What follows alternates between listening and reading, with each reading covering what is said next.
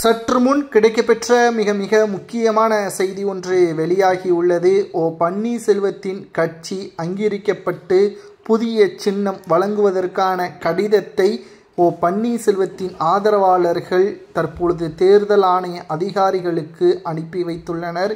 இதனால் பன்னீர்செல்வத்தின் புதிய கட்சியான எம்ஜிஆர் அம்மா திராவிட முன்னேற்றக் கழகம் ஒட்டுமொத்தமாக தேர்தல் ஆணையத்தால் அங்கீகரிக்கப்பட்டால் பலா சின்னம் கொடுக்கப்படும் என்ற தகவலும், இறுதியாக அதிமுகவில் ஓபிஎஸ் அவர்கள் இணைவதை விட தொண்டர்கள் தலைமையேற்று ஓபிஎஸ் அவர்கள் வருகின்ற சட்டசபை தேர்தலில் கேம் சேஞ்சராக வர வேண்டும் என்பதுதான் தொண்டர்களது விருப்பம். இனியும் ஓபிஎஸ் அவர்கள் யாருக்கும் கட்டுப்பட்டு நிற்க தேவையில்லை, தொண்டர்களே ஓபிஎஸ்ஸிற்கு போதுமானவர்கள் என்றும், செப்டம்பர் மாதத்தில் பன்னீர்செல்வம் தலைமையில் மதுரையில் மிகப்பெரிய ஒரு மாநாடு நடத்துவதற்கான ஏற்பாடுகளை செய்ய திட்டமிட்டிருப்பதாகவும் தற்பொழுது தகவல்கள் கிடைக்கப்பெற்றுள்ளது.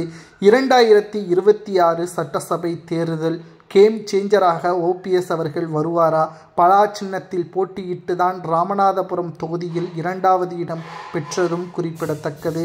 அதேபோல் சட்டசபை தேர்தலில் கட்சியை ஆரம்பித்ததோடு சுயேட்சையாக போட்டியிடாமல், அதாவது தனியாக போட்டியிடாமல் கூட்டணியாக தமிழக வெற்றி கழகத்திடனோ நாம் தமிழர்களுடனோ கூட்டணி அமைக்குமே நிச்சயம் தென் மாவட்டங்களில் 7 முதல் 13 தொகுதிகளை கைப்பற்ற முடியும். அப்படி கைப்பற்றினால் ஓபிஎஸ் அவர்கள் யாரை கை காட்டுகிறாரோ அவர்கள்தான் நிச்சயமாக ஆட்சி அதிகாரத்திற்கு வருவார்கள் என்ற தகவலையும் நம்மால் உறுதியாக கூற முடியும்.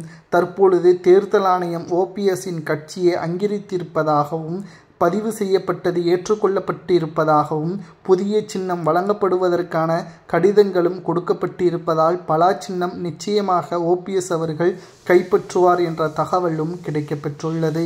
2026 சட்டசபை தேர்தலில் ஓபிஎஸ் அவர்கள் கூட்டணி அமைக்குமேயானால் நிச்சயமாக வெற்றி அடைவாரா, அல்லது அவர் அதிமுகவிலேயே இணைந்து அதிமுகவின் வெற்றிக்காக உறுதி செய்யலாமா என்பதை மட்டும் மறக்காம உங்களது கருத்துக்களை கமெண்ட் வாயிலாக கூறுங்கள். ஆனால் எடப்பாடி ஓபிஎஸ்ஸை இணைப்பது சாத்தியமே இல்லை என்றும் கூறியிருப்பதும் குறிப்பிடத்தக்கது.